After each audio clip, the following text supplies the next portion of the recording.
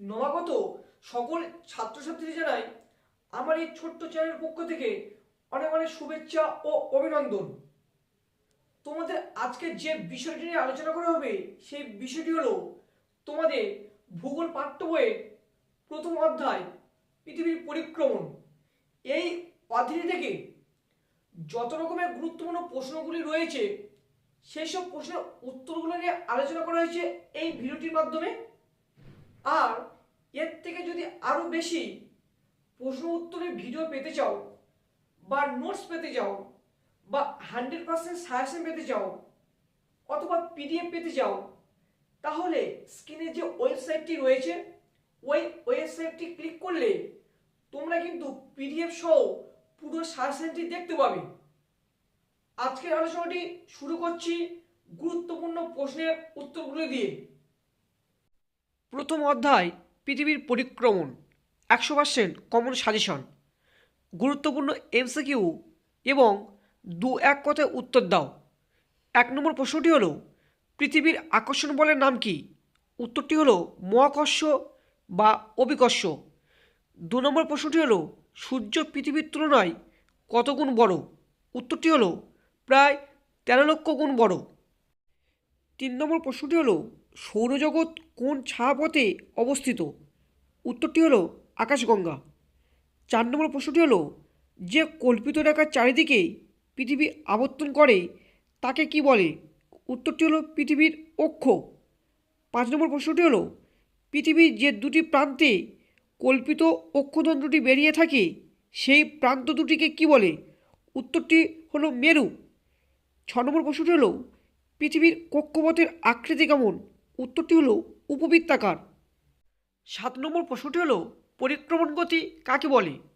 উত্তরটি হলো পৃথিবীর নিজ অক্ষের উপর আবর্তন করতে করতে নির্দিষ্ট উপবৃত্তাকার কক্ষপথে পশ্চিম থেকে পূর্ব দিকে ঘড়ির কাঁটার বিপরীত দিকে নির্দিষ্ট সময়ে প্রায় 365 দিন সূর্যের চারদিকে ঘোরে বা পরিক্রমণ করে, একে পৃথিবীর পরিক্রমণ গতি বলে।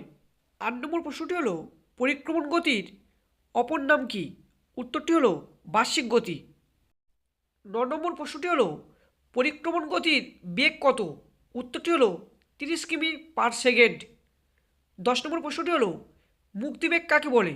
উত্তরটি হলো কোনো বস্তুকে প্রতি সেকেন্ডে 11.2 কিমি গতিবেগে উপরের দিকে ছুটতে পারলে তাকে মুক্তিবেগ বলে। 11 নম্বর প্রশ্নটি হলো পৃথিবীর মুক্তিবেগ কত? উত্তরটি হলো 11.2 কিমি পার সেকেন্ড।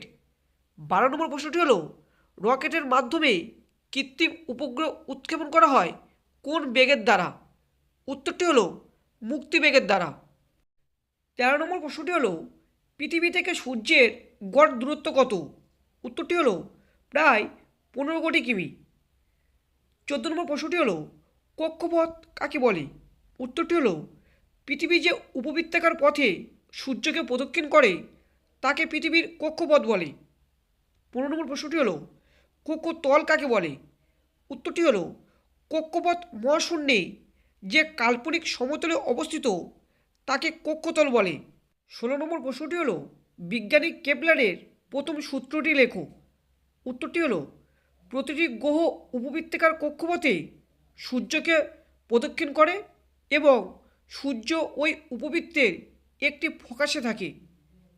17 নম্বর প্রশ্নটি হলো উপবৃত্তাকার কক্ষপথে সূর্য কোথায় অবস্থান করে? উত্তরটি হলো একটা ফোকাসে। 18 নম্বর প্রশ্নটি হলো অপসর অবস্থান কাকে বলে? উত্তরটি হলো 4 জুলাই সূর্য থেকে পৃথিবীর দূরত্ব সবচেয়ে বেশি হয়, প্রায় 15 কোটি 20 লক্ষ কিমি, একে পৃথিবীর অপসর অবস্থান বলা হয়। 19 নম্বর প্রশ্নটি হলো অনুসর অবস্থান কাকে বলে?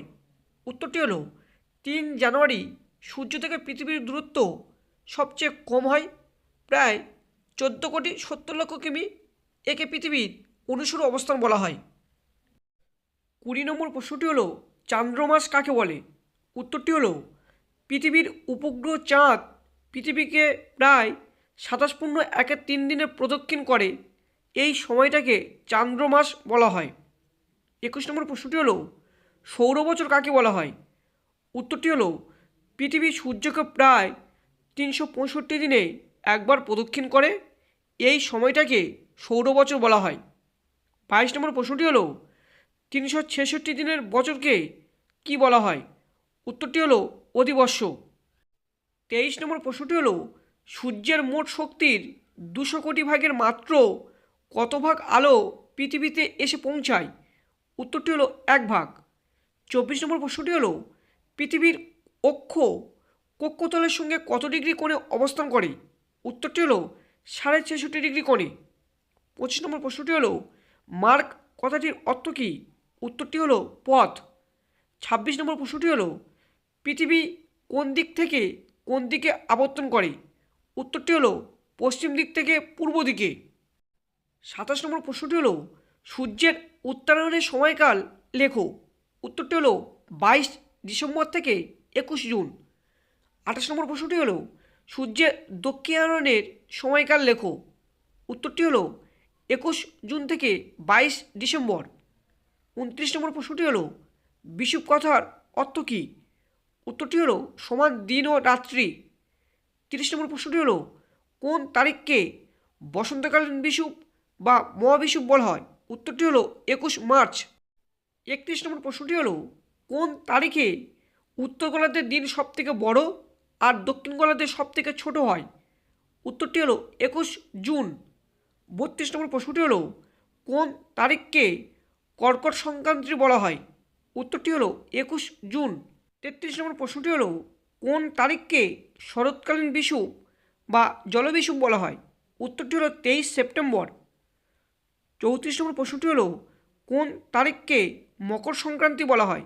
উত্তরটি হলো 22 ডিসেম্বর। 35 নম্বর প্রশ্নটি হলো বিজ্ঞানীরা কোন মাসে আন্টার্কটিকা মহাদেশ অভিযান করেন? উত্তরটি হলো ডিসেম্বর মাসে। 36 নম্বর প্রশ্নটি হলো কাকে নিশীথ সূর্যের দেশ বা মধ্যরাত্রির সূর্যের দেশ বলা হয়? উত্তরটি হলো নরওয়ের উত্তরে হ্যামারপেস্ট বন্দরকে। 37 নম্বর প্রশ্নটি অর্থাৎ লাস্ট প্রশ্নটি হলো মেরুজ্যোতির অপর নাম কি? উত্তরটি হলো অরোরা।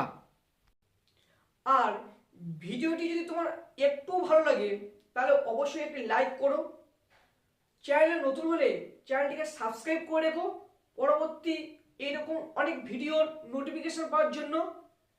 আর এই ভিডিওটি তোমার প্রিয় বন্ধুদের কাছে অবশ্যই শেয়ার করে তাদেরও পড়ার সুযোগ করে দিও। আজকের এই পর্যন্ত আলোচনাটি শেষ করলাম। নেক্সট ইম্পর্টেন্ট ভিডিও নিয়ে আবার তোমাদের সাথে দেখা করব আমি।